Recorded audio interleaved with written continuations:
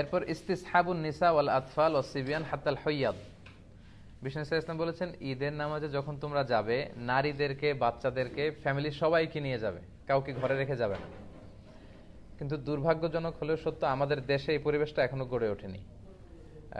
জাতীয় ঈদগাহ ময়দান, বাইতুল মোকাররম সহ দুই একটা জায়গায় হয়তো নারীদের ঈদের সালাতের সিকিউরিটির সাথে ব্যবস্থা রাখা হয়, কিন্তু পুরো দেশব্যাপী এটা আমাদের গড়ে ওঠেনি।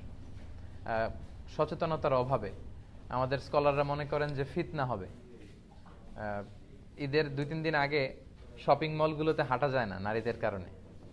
তারপর রাস্তাঘাটে, তার পয়লা বৈশাখে আমাদের বোনরা ঠিকই সেলিব্রেট করে, বাট ঈদের ক্ষেত্রে কিন্তু ওনাদের বঞ্চিত করা হয়, বলা যে মসজিদে যাওয়া যাবে না, ফিতনা হবে। তো এটার ব্যাপারে সচেতনতা দরকার এবং তাদেরকে একটা সুন্দর সিকিউর প্লেস করে দেওয়া দরকার, যাতে করে তারা যেতে পারে।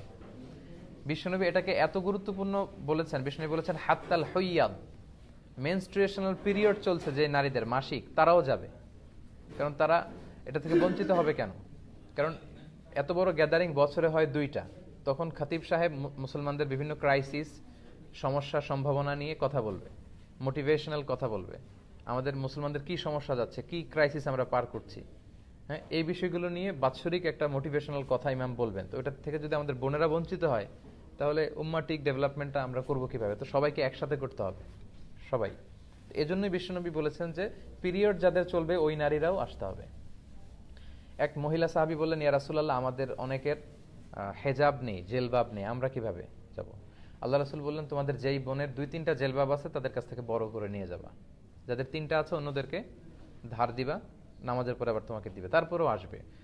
পিরিয়ড যাদের চলে তারা এসে ইয়াতাজিলনাল মুসাল্লা, যেহেতু পিরিয়ড চলছে ঈদগাহে ঢুকবে না, মসজিদে না ঢুকে মসজিদের বাইরে ওয়েটিং এরিয়াতে ওয়েট করবে, ঈদের আনন্দ তারা শেয়ার করবে। ওয়াশতারিক না দাওয়াত আল মুসলিমিন, ইমাম সাহেবের দোয়া, মুসলমানদের দোয়াতে শরীক হবে। লেটস সে কালকে ইনশাআল্লাহ সকাল 7টার দিকে দেখা যাবে যে 8-10 হাজার লোক এখানে জড়ো হবে। তো শুধু যদি আমরা আসতাম, আমাদের বোনরা বা ভাবিরা যদি না আসে, তাহলে ঈদটা কেমন যেন মনে হচ্ছে যে পরিপূর্ণ হচ্ছে না। কিন্তু মেয়েরা মেয়েদের এরিয়াতে, ছেলেরা ছেলেদের এরিয়াতে যখন ঈদের শুভেচ্ছা বিনিময় করবে, মানে মনে হয় যে ভালোবাসা, সবাই মিলেমিশে একাকার। এটাই ঈদের মূল স্পিরিট বা সৌন্দর্য আর কি। তো এই জন্য এটার জন্য সচেতনতা বৃদ্ধি দরকার। বাংলাদেশে আপনারা এগুলো নিয়ে খুব বিনয়ের সাথে কৌশলী হয়ে কথা বলবেন, যাতে এরকম একটা পরিবেশ তৈরি হয়।